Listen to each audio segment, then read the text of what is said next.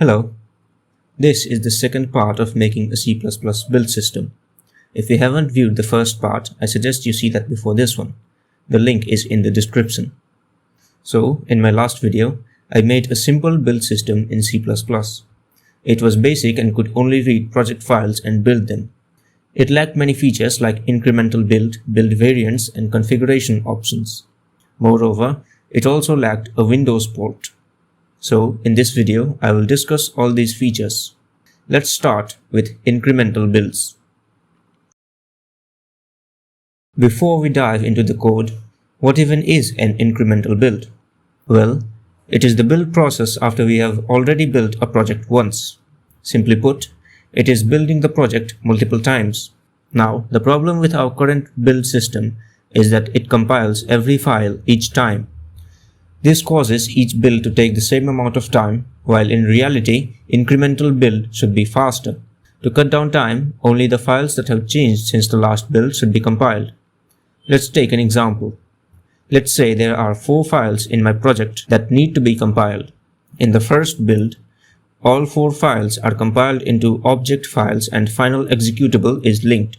Each file took 2 seconds to compile. So the total compilation time of this build is 8 seconds. Now, I decided to make some changes in one of the files. When I built the project the second time, it still recompiles all files, even the ones that have not changed. So it still takes 8 seconds. With proper adjustment, we should be able to detect that only one of the files has changed. So we just recompile that and link the final executable with other 3 old object files. This brings down compilation time to just 2 seconds. With this example, it should be clear why incremental builds are faster. To implement this feature, we need to keep track of changes in the source files. There are many ways to do this. We can keep track of the file's metadata, which includes its last modified time point. When building later, we can compare the last modified time point of the source file and its object file.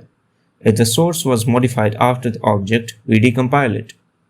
We can also generate file hashes and store them. Each time a build is requested, we can regenerate and compare the hashes. If they are different, it means the file has changed and we recompile it.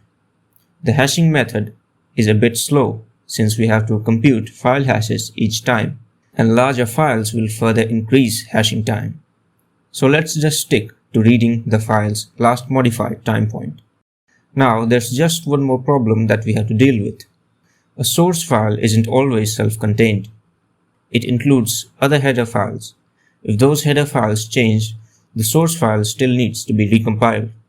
To do this, we also need to keep track of changes in the header files. And to do that, we have to know which header files are included in which source files. In short, we need to build a dependency tree. It is quite easy to do with GCC. We just have to pass -m command to the preprocessor and it will output all the include files. This command outputs the list of include files in the format of a makefile rule. If you've never seen it, this is how it looks. We are not using makefiles, so we have to parse it and convert it into one that's suitable for our build system. With that, we can build out dependency tree and save it in a file. We can later read this file and check last modified date of all source and header files. In this way, we can determine which files need to be recompiled. We then construct a list of files that need recompilation and pass it to the compiler. While linking, we also need to link the object files that have not changed. So we make a list containing all object files. We pass this to the linker and our job here is done. What we have here is a very basic incremental build process. With incremental build out of the way, let's move to the next topic. As I mentioned in part 1 of making this build system, we need to use system calls to perform certain operations. System calls are different on different OSs. In order to port this on Windows, we need to write Windows-specific code for functions that use system calls. As of now, the only time we need the help of system calls is in the start process and wait function that we use to run external programs. Everything else relies on the C++ standard library, which is already cross-platform. So we just have to make a Windows version of start process and wait function. This is what it looks like. It uses Windows-specific createProcess function.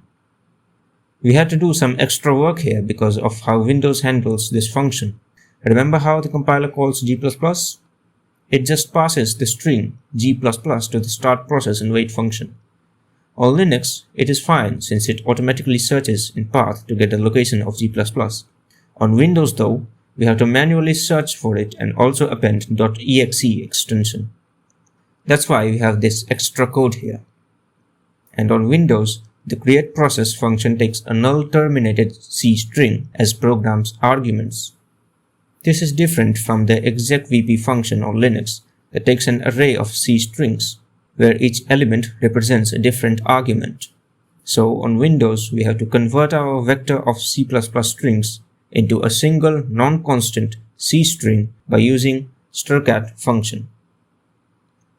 With all of that, it should run on Windows 2. And just for fun, here it is running on Windows 7. If it runs on Windows 7, I doubt it will have any issues in recent version of Windows. The current version of this build system is very error prone. It lacks many safety checks. For instance, it doesn't check the existence of compilers and linkers in path. Instead, it blindly calls them. If they are not available, the build system may crash. It is also missing some necessary features of a complete build system. For instance, we cannot specify a build variant yet. So there are no debug and release builds. There's just a boring plain build. I have added a few command line options though, so now it can show help text and version info. There's also an option to increase its verbosity level, but that's it. There are no more command line options. I know that this build system can be further improved and optimized. There is always some room for improvement, but I'm not going to improve it any further. This build system is good enough to be used in actual projects. By that, I definitely don't mean you should use it in your projects. I think that even I may not use it in my own projects, because as I just said, it still lacks many good features. So think of it as a toy build system for now. I may return to it later and make some improvements. I definitely need to add a feature for build variants. Maybe I'll add more command line options or support for parallel builds, but that's for another video in the future. As of now, I'll focus on other aspects of this IDE. I've already made the command line build system, and now it's time to enter the realm of GUI. So in the upcoming videos, I will make the user interface for my IDE. So that's it for this video. If you want to run this build system yourself, the source code is available on GitHub. There are no official releases yet, so you have to build it yourself. Check it out from the link in the description. And see you in the next video.